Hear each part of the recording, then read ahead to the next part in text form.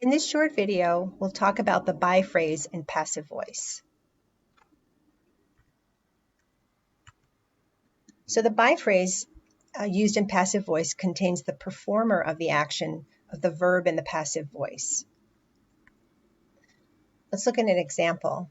So we have the essay was written by the student, so we have a passive voice verb, and we have the one doing the action is by the student, so the student is doing the action.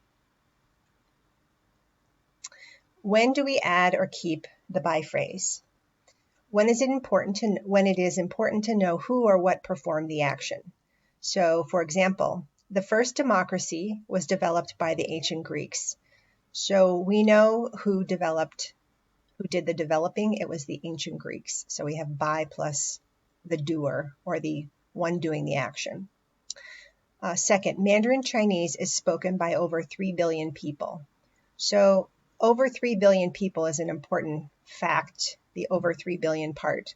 So these are the ones who are doing the action. They're the ones who are speaking the Mandarin Chinese. Second, we can eliminate the by phrase when it's not important who or what performed the action of the verb. So the first movie was made in the late 1800s.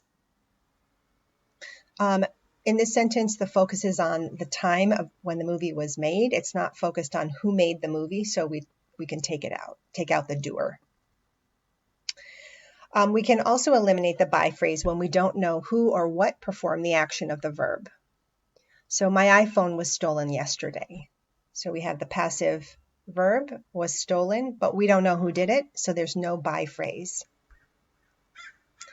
We can eliminate the by phrase when the person or thing that performed the action of the verb is people in general.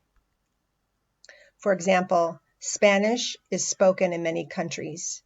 Well, we know that the only being that can do speaking or speak a language, they're humans, they're people. So we don't need to say something that is obvious. So Spanish is spoken in many countries by the people. Well, by the people would be too obvious to include.